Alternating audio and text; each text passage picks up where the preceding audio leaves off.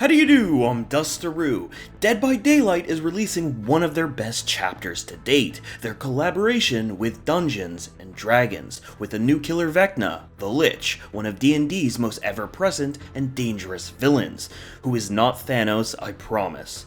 The first ever non-human survivor with the introduction of Asteri Yazar, forgive me for the butchery.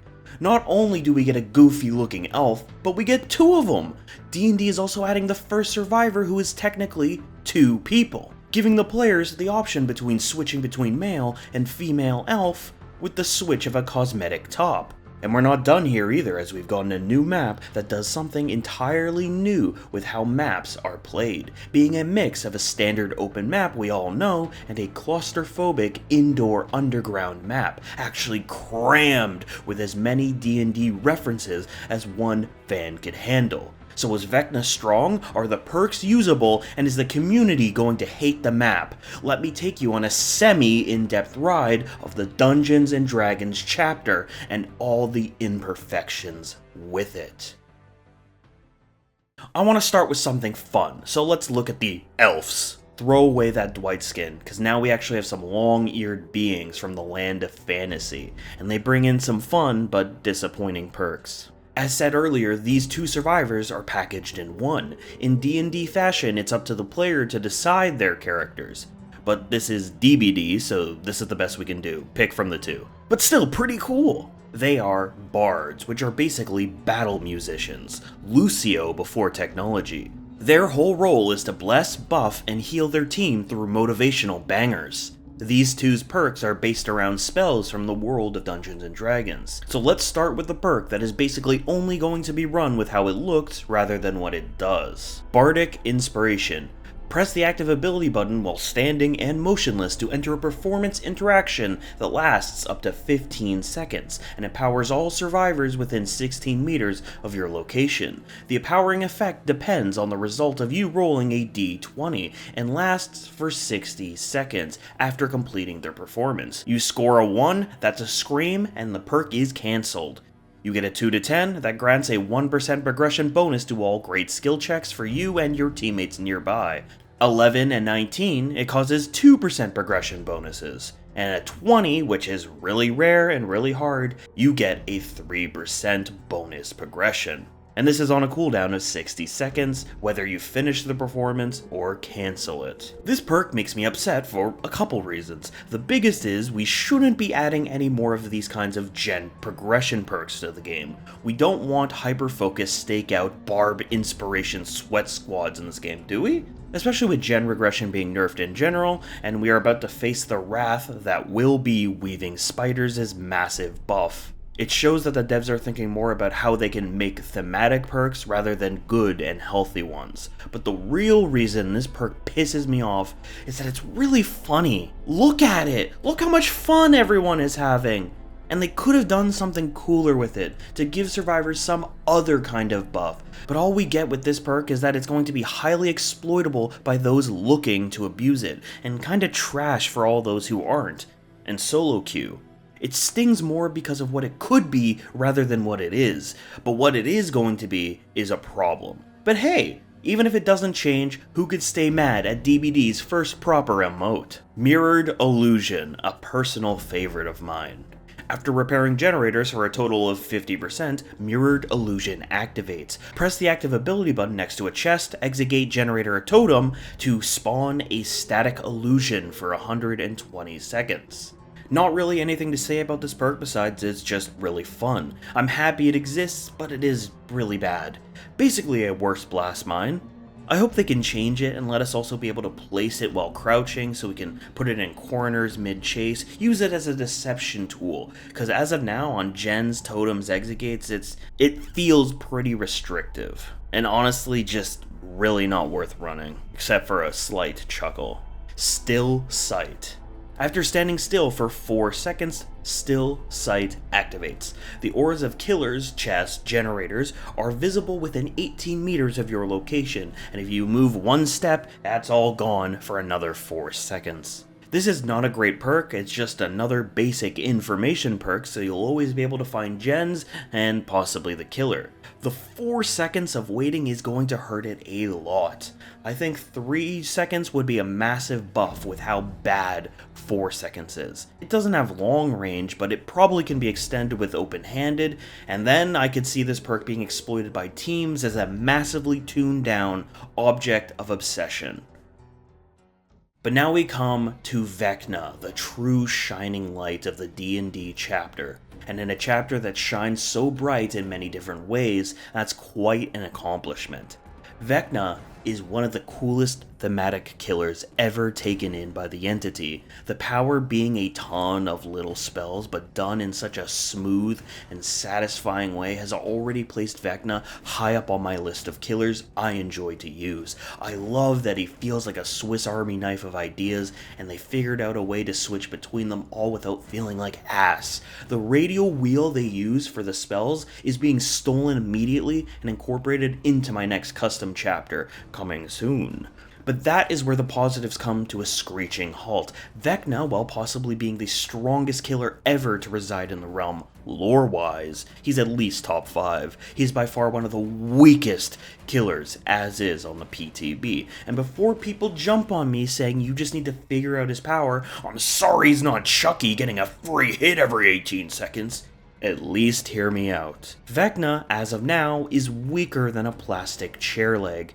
It'll be easier if I just break it down piece by piece, so let's start with that. Also, keep in mind when I'm talking about Vecna's power, I'm not bringing up add-ons, only his base kit power, without any add-ons. Yes, Vecna has some add-ons that help improve his flaws with certain spells, but if a power requires an add-on to be considered good or usable, that's a failure in power design. Every base power should be good enough, while the add-ons make one specific aspect stronger, not usable. And of course, alter the add-ons to be weaker to compensate for these base kit buffs I suggest. Good? Great, let's get right into it. Let's start with Vecna's best ability, Fly. Fly is going to be your best friend when playing Vecna, and the only one that won't let you down. Well, until you accidentally click Fly again and stop it short, but other than that, you're pretty good. Fly lets Vecna hover above the ground even more so than usual, and clumsily fly around in a very fast and surprisingly far amount of distance forward, ignoring pallets and windows alike. This is magnificent and in my opinion does not need any changes besides some quality of life tweaks, but even still I wouldn't mind if they didn't touch it at all. Using this to quickly catch up to a survivor you just hit, or who is far in the distance, maybe about to vault a window or pallet, you can get to them fast and block their path so they have nowhere to run. After using Fly, you are in a short but what sometimes feels like ages cooldown, inching along the ground like a snail unable to hit. But this is fair. You can cover a great amount of distance and in capable hands cut off survivors before they get somewhere safe, but the trade-off is you just can't snipe them from far away immediately. We have Vecna's second spell, Flight of the Damned. Now we're starting to get to some major problems, but still a very strong spell when the stuff lines up. This spell lets you throw out 5 skeletons who act the exact same as the artist's crows, passing through the environment no problem, but damaging survivors when they come into contact with them. Unlike the artist, there is no prerequisite. Skeletons hit, survivors take damage. I know that sounds absurdly strong, like super strong, right? And it would be one of the most busted abilities in Dead by Daylight off the top of my head, but reality is often disappointing. This ability is plagued with so much frustration, I won't be surprised and will be expecting people to swear off Vecna entirely because of it. So firstly, the skeletons are very small, making the chances of one hitting a survivor on their own very hard. So that's why there's 5. But having 5 is also a double-edged sword for the ability. Since you fire 5 out, it shoots out like a shotgun, meaning the further a target is away from Vecna means it's significantly more difficult to hit. So much so that getting a hit by this ability outside of 8 meters is more of a testament to your skills of being in the wrong place over anything Vecna could try and replicate. The amount of times you're going to use Flight of the Damned directly in front of a survivor like 4 meters away and miss is going to be agonizing. And we're not even at the worst part. If a survivor does happen to find themselves in incoming traffic of the purple skeletons, all they need to do to avoid damage is crouch. You can use this to hit multiple survivors from decently far away, but even in those situations, good luck being able to be consistent with it. Alright, so let's go over the checklist. Hard to hit unless the survivors are able to lick the sweat off of your chin. Yup. Completely avoidable with the press of a single button. Yep. So that was Flight of the Damned, Vecna's second best ability, which should make you fear what we have coming up next. But if I were to change or buff Flight of the Damned, I would say the only way without making it too oppressive is to increase the size of the skeletons a little bit, mainly height-wise, to help make up for the slight elevation issues, and make the iridescent where the skeletons are lowered to the ground so survivors can't crouch under them base kit. Maybe make the skeletons a bit slower as a trade-off to give them more time to dodge as they can't crouch anymore, but even as is, you just have to back up as Vecna is firing just a little bit, and you usually have enough space to dodge the attack even without crouching. So that would be my recommended change. Third, we have Mage Hand, which is so close to being good, but is practically useless in most chases and loops, especially without add-ons. Mage Hand lets Vecna block a raised pallet for 4 seconds and lift any downed pallets. This ability is supposed to be an anti-loop ability, but in the cold hard truth, you're basically better off not using this in chases except for very, very specific spots and perfect timings. The only real times you can make this work without add-ons is right as they vault or drop a pallet or right before. And I'm talking like microseconds before, which is another big issue with Vecna, as to even do well against decent players who know how Vecna works, you're gonna have to put in a lot of effort and skill.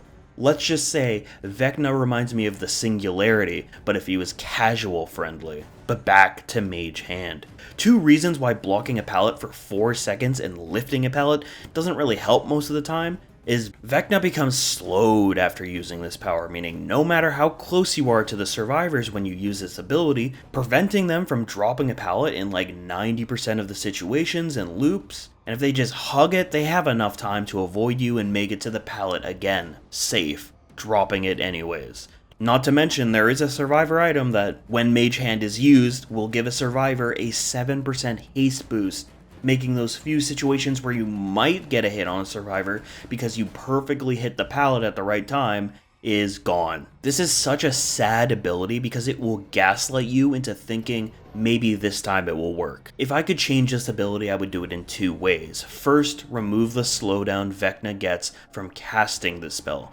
Keep the slowdown when he's channeling the power, but the moment he casts, return him back to normal speed. This will be enough for good Vecnas to actually attempt to mind game using Mage Hand. Also let Vecna pick up down survivors with Mage Hand from a distance. You can lock him in a pickup animation, but just allow him to use Mage Hand to pick up slightly further survivors, maybe survivors in a downed pallet. It gives it more utility and wouldn't force it to just be a mindless anti-loop ability. I think it just makes sense. But we come to the last ability, Dispelling Sphere. And even when it works is kinda pointless, and not worth the investment. The Dispelling Sphere is a large invisible sphere that when it comes into contact with survivors, disables their magic armors and marks them with Killer Instinct for a short duration. Neither of these effects are particularly useful, but not all abilities should be massive. It's just that the ability is massively undertuned. Remove the slowdown Vecna gets from casting the spell and even channeling it maybe, and let the sphere stay in the trial until the next sphere fully recharges. So if you use it well, you can always have one on the map, but since the sphere travels through obstacles and even the floor, it's likely to fall out of the map way earlier than that anyways, but let us have the option. I feel like it's sort of an anti-loot power to slightly give you an edge while using it, removing, magical armor abilities, but I think that only matters really on the hand, as the other special item effects for the most part only help outside of chase, when survivors are trying not to get caught or seen. They're trying to stealth. I'll also talk about the items part of Vecna's power, because they do subtly weaken Vecna in a lot of ways I think most players are probably not thinking about. Survivors can rummage through chests and find magical armor to help them defend against Vecna. They can also find green keys and the bane of any Souls player, but let's not focus on that.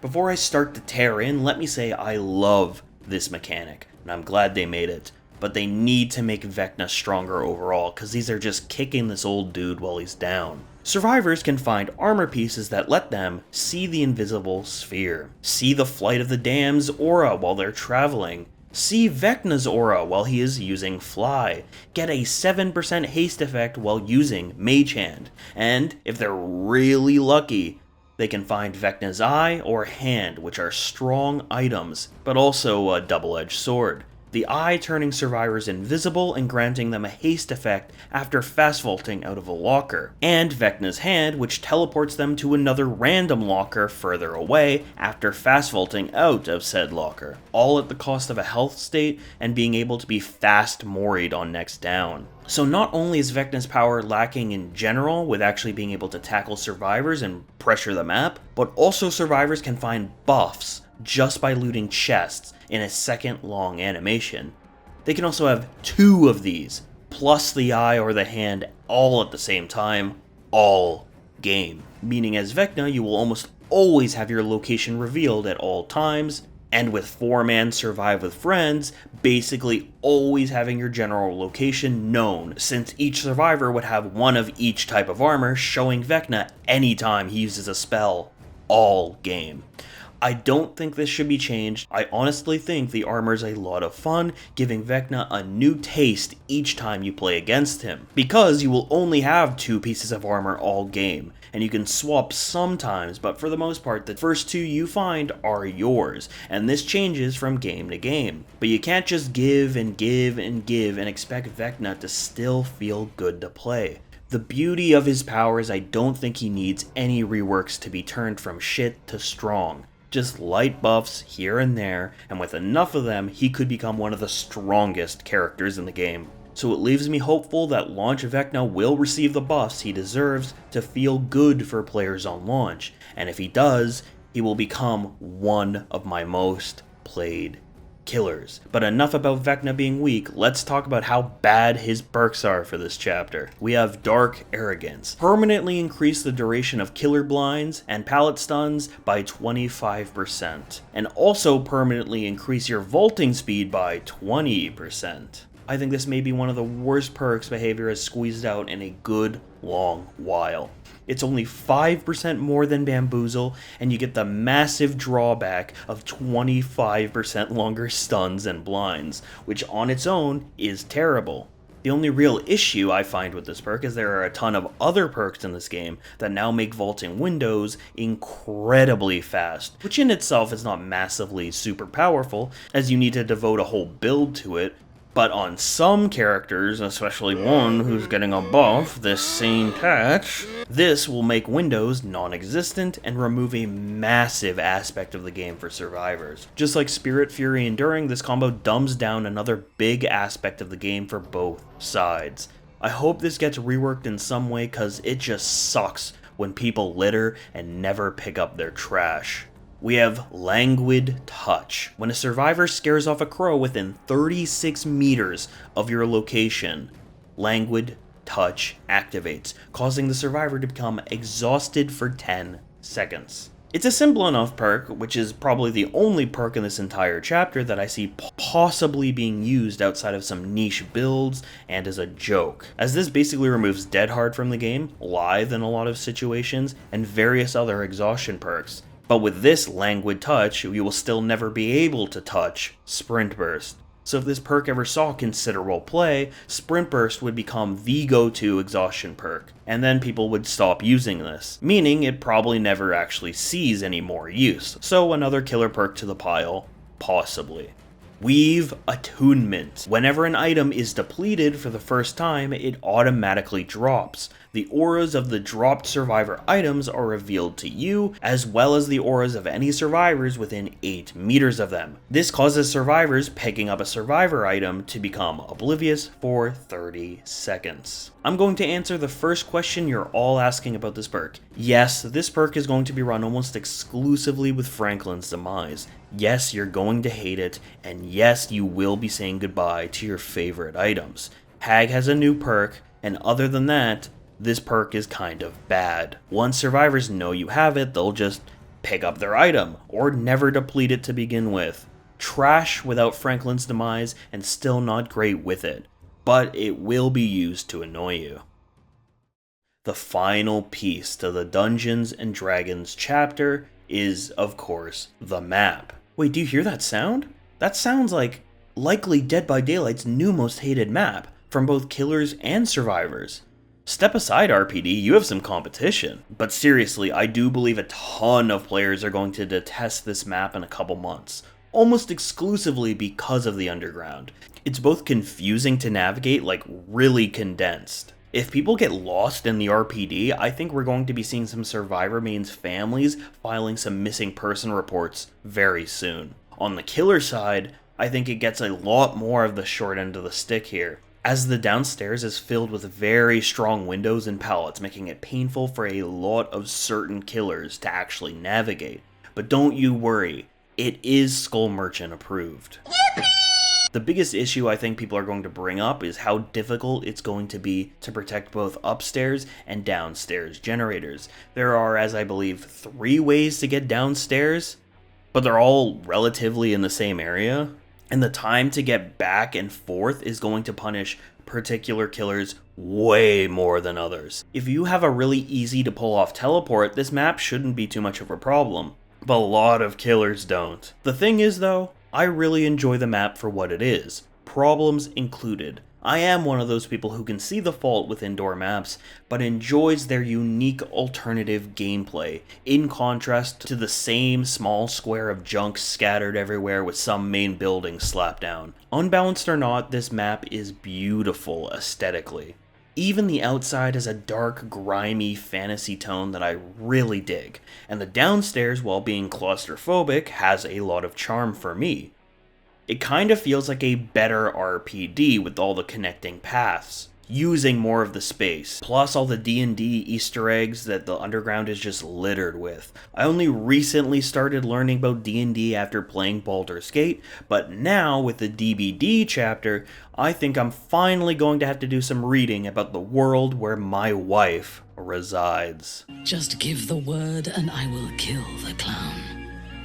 We would be praised as heroes. And that brings us to the end of the Dungeons and Dragons chapter, coming into Dead by Daylight, I believe, June 16th. But that is everything. Killer, survivor, map, perks, and the overall impact around it. And I think it's fair to say, with even so many small nitpicks, behavior has absolutely outdid themselves again.